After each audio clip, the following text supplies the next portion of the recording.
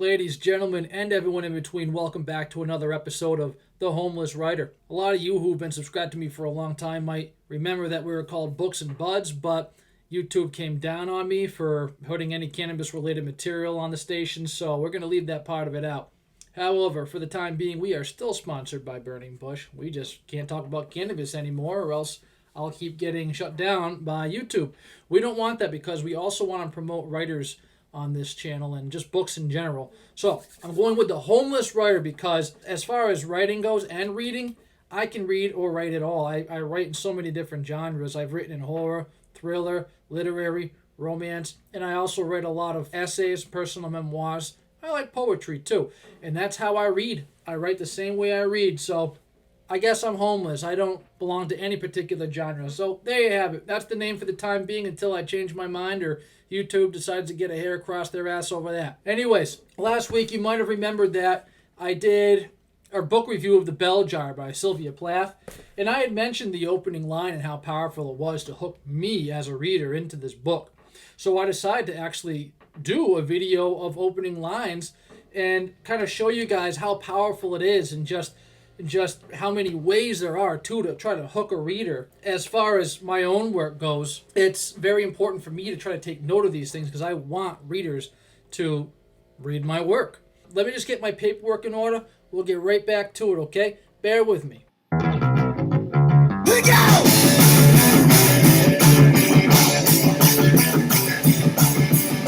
All right, folks, thanks for bearing with me. I really hope you enjoyed that introduction music. That's My Name is Ryan by Coffee Incorporated, a band I used to play the drums for.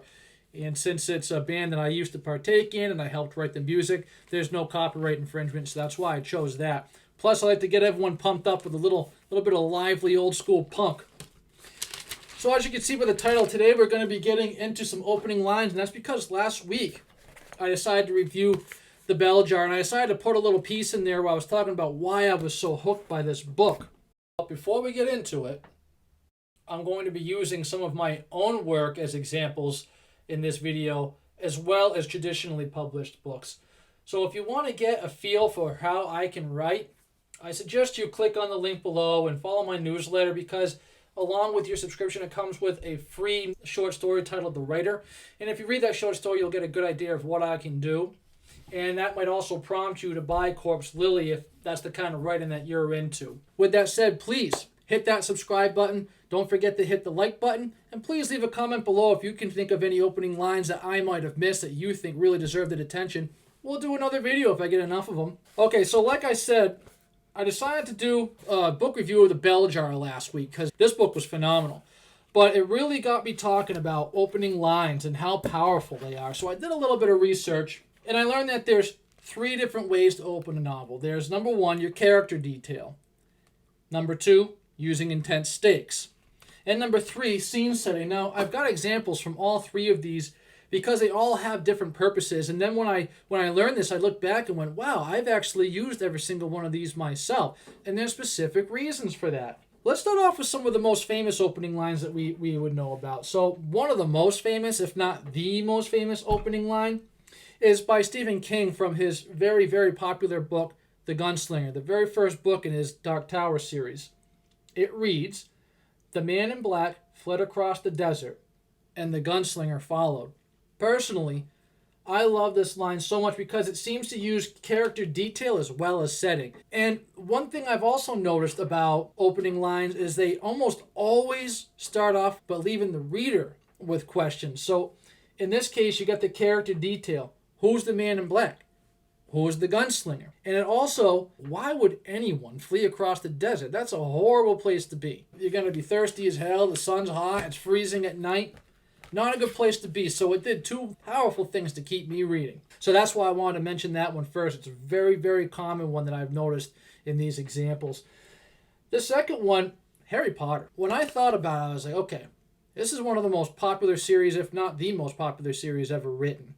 Harry Potter just blew records out of the water, and I wanted to know why myself. I ended up reading the very first book. I haven't read any more because I'm not a big fantasy person, but I had to know, what does this woman know that I don't know? Well, to be honest with you, I wanted to keep reading because of the first line. It was just adorable.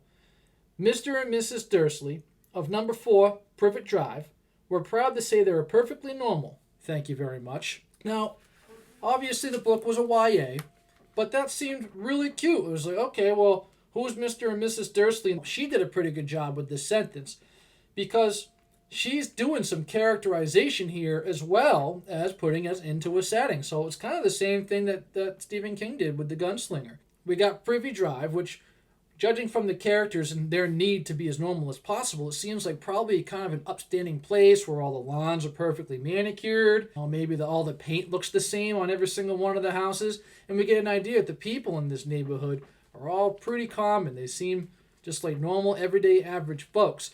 And that does something really powerful because then all of a sudden we get this kid who has wizarding powers and these folks want to hide it. So that very, very opening sentence does a great job at giving the kind of detail that we need to determine what kind of a childhood Harry Potter grew up with, why he's such a shy kid and it takes him so long to get out of his shell. So that's why I want to name them at first, because they perfectly describe what's going on with opening lines and why they're so important. So, okay, as far as other examples go, let's start off with number 1, character detail. Like I said earlier, I write a lot of different genres. That's why I call myself the homeless writer. The very first book that I ever completed that I liked is Banjo. Now, it was a horror novel, and I decided I wanted to do a bit of the same thing by really capturing the reader's attention and bringing them in. Now, I actually obtained an agent through this novel, so this is the line that caught her attention. Through the haze of his tearing eyes, Adam stared at his hands. So she made sure to mention to me, I loved that, because she goes, like, again, it's making the reader question something in their mind. Why is he on the verge of crying? Why is he staring at his hands? So that was a horror novel, and I think that opening line really does portray a darkness, the darkness that's about to come. So that's why I wanted to share that one with you. Moving on with character. I reviewed this book a couple weeks ago, well, about a month ago now, and Paulo Coelho is actually a friend of the channel. He's watched one of my videos and even went as far as to like it on Twitter. So I just love him. We review him as much as possible because we just love him. Anyways, this is a perfect example of a character-driven opening line. On November 11th, 1997, Veronica decided that the moment to kill herself had at last arrived. Again with the questions. Why? Why does she want to kill herself? And you find out that date and you go, okay, so this has been going on for a while. She decided at last it was time to die. So why is she so depressed? What's going on in her life that led her to this decision? And of course, I couldn't help it. I started reading this book and could not put it down. I finished it in a matter of days. Now, staying with the character-driven openings, we're going to move into a book that I have not reviewed on this channel yet, The Boy in the Striped Pajamas. I've been meaning to get to it, but sometimes it's hard to find the time, but I'm glad I'm getting to it now because this opening paragraph, basically the opening sentence, it's really long. It's just that whole paragraph is a sentence, and it's just a great introduction to the character. One afternoon, when Bruno came home from school, he was surprised to find Maria, the family's maid, who always kept her head bowed and never looked up from the carpet, standing in his bedroom, pulling all his belongings out of the wardrobe and packing them into 4 large wooden crates, even the things he'd hidden at the back that belonged to him and were nobody else's business. That's fantastic. So I kind of get the idea, okay, this kid comes from money, he's got a maid, and she's doing his packing for him. But now you're also left with that question. What is she doing packing up his belongings? I mean, he's obviously moving, but shouldn't he be aware of it? So obviously this comes as a surprise to him, and it means that something really big happened in his family, which we do find out something huge happened in his family. If you're unfamiliar with this book, hit that subscribe button. I will be covering it soon, and I don't think you're going to regret it. Moving on to number 2, using intense stakes. God, using intense stakes. Who better than James Patterson? This guy is one of the greatest thriller writers of our time. Check out this opening line. Things aren't always as they appear. It's that simple. It's one little tiny sentence. And all of a sudden, I'm hooked. I mean, that's all you need. Things aren't always as they appear. Now, of course, this is one of my personal favorites by him as well. Honeymoon.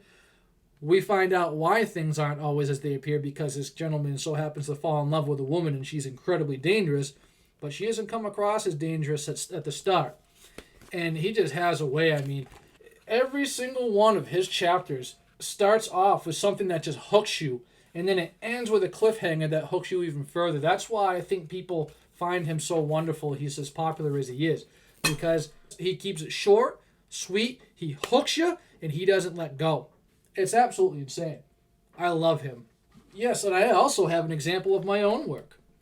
So as far as stakes go, my romance novel, No Stars in Boston. Now, I haven't yet found an agent for this one either, and I actually got to about 100 submissions that were rejected for it before I decided to finally put it down, and then I figure I'll go back and I'll polish this one up at a later time and maybe see why some of these people have been rejecting it.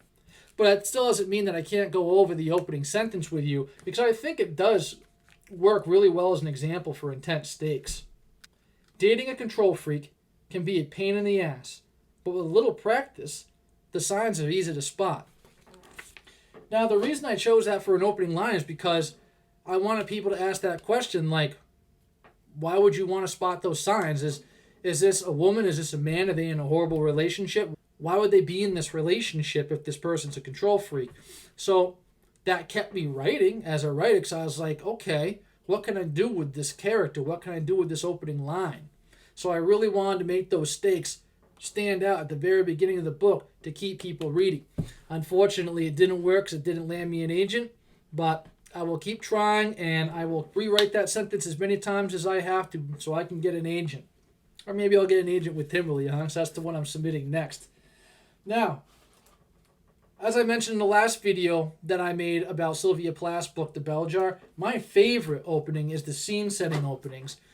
That may very well be the reason I love John Steinbeck as much as I do. This is one of the best books ever written, and he basically is a scene-setting author. He opens up every single one of his books with a scene, just setting the atmosphere so you know exactly what kind of a book you're going to get into. To the red country and part of the gray country of Oklahoma, the last rains came gently, and they did not cut the scarred earth.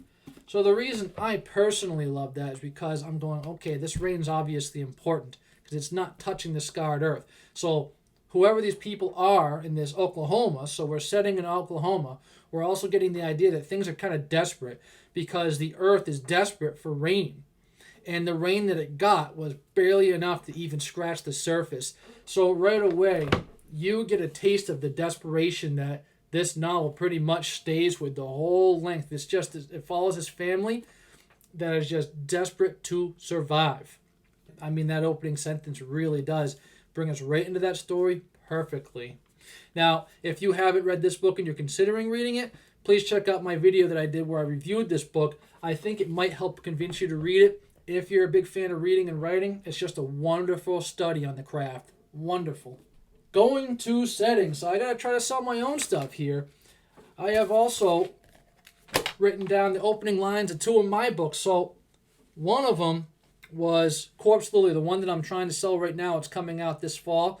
As of the recording of this video, it's the 22nd of September, 2021.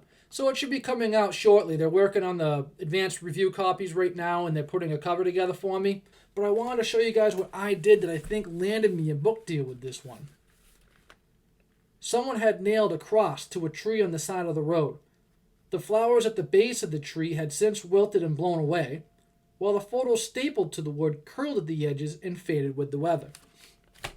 What I tried doing is setting a scene right there of something sad took place. There's a cross on the side of the road. We don't know who put it there, and it's been sitting there for a while. So I was hoping to really hook the reader in by going, oh my goodness, why is this cross there? Why is it being neglected? I'm hoping that really brings people into the setting. The very next paragraph, I go into the actual weather, and it's very, very cold. So that's something I want to do too, because there's not only a sad aspect to this novel, but there is a very cold aspect to it too, which also helps add to the desperation of our main character, Jean. Okay, so I also mentioned Timberly, which is the novel I'm working on now. I'm hoping this is the one that lands me my permanent agent. I start off with setting, and it goes thus. The frigid wind was blocked by the tall storefronts of downtown. It roared somewhere in the distance as though battling for entry, but the buildings fought back, and the trees lining Main Street remained still. Since I'm such a huge fan of setting and literary work, when I'm writing my own literary novels, which Corpse Lily and Timberly both are literary pieces, I think setting's probably the most important. And for this one, I want to provide that cold atmosphere. I want to provide that atmosphere where the wind is battling to get at this character who just so happens to be walking down Main Street, but this tall storefronts are preventing that wind from getting to him. So it's a place where he's kind of alone, but he's a bit protected. It's one of the threads that I weave through the entire narrative of the story, that this guy, he just wants something. He's got a lot of problems coming at him that are preventing him from getting it, but his group of friends and the people he chooses to surround himself with protect him, much like the buildings surrounding downtown are protecting him from the wind.